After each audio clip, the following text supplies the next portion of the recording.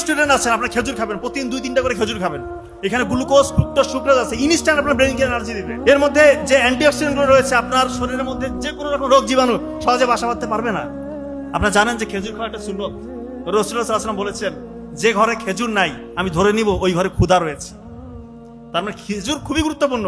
এর মধ্যে যে অ্যামাইনো অ্যাসিড, এটা আপনার শরীরকে ডেভেলপ করবে এবং ডাইজেশন ক্লিয়ার করবে। এর মধ্যে রয়েছে পটাশিয়াম, আপনার হার্টটাকে ভালো রাখবে। এবং অনেকে বলে যে স্যার আমার শরীর হয় না, একটু স্বাস্থ্য যদি ভালো হইতো, কি করতে পারি?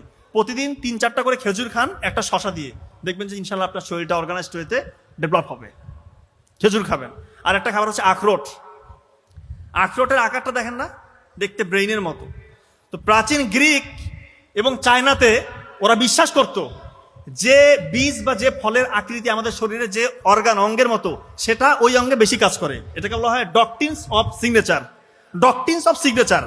আখরোটের আকৃতি দেখবেন ব্রেইনের মতো, এটা ব্রেইনে কাজ করে। এখন বিজ্ঞানীরা দেখতেছে আখরোটের মধ্যে রয়েছে omega three fatty acid, alpha linoleic acid. এটা আমাদের যে কোটি কোটি ট্রিলিয়ন নার্ভ আছে, এই নার্ভের যে আবরণ মাইলিন শীট, এটাকে প্রোটেকশন দেয়। অক্সিডেটিভ স্ট্রেস থেকে আমাদেরকে রক্ষা করে, রক্তনালীগুলোকে পরিশুদ্ধ করে, রক্তনালীর মধ্যে যে আবরণ এটাকে প্রোটেকশন দেয়, ব্রেনের মধ্যে গ্লুকোজ, অক্সিজেন এগুলো সাপ্লাই দেয়। আপনি চিন্তা করেন, টমেটো কাটলে দেখবেন 4টা প্রকোষ্ঠ, হৃৎপিণ্ড 4টা প্রকোষ্ঠ, এটা হৃৎপিণ্ডে কাজ করে। আপনি আঙ্গুর দেখবেন, এটা যদি যারা মাইক্রোস্কোপ দিয়ে রক্তনালী দেখতে পেরেছেন, এটা একদম ঠিক আঙ্গুরের শেপ। বিজ্ঞানীরা দেখতেছে আঙ্গুর খেলে রক্তনালী পরিশুদ্ধ হয়, রক্তনালী রক্ত সঞ্চালন বেড়ে যায়। তো এই খাবারগুলো খাবেন এবং সবসময় পবিত্র কোরআনে যে খাবারগুলোর কথা বলা আছে এই খাবারগুলো বেশি বেশি খাওয়ার চেষ্টা করবেন। যেমন হতে পারে কলা, এই যে খেজুর, এই যে আঙ্গুর, এই যে বেদানা, এই খাবারগুলোর কথা বলা আছে, এগুলো খাবেন। শশা, এই খাবারগুলোর কথা পবিত্র কোরআনে আছে। তো খাবারের দিকটা গেল। এরপরে উনি বলেছেন জবানকে ঠিক রাখতে হবে, মুখ দিয়ে খারাপ কথা বলা যাবে না, গীবত করা যাবে না, অন্যের হিংসা করবেন না।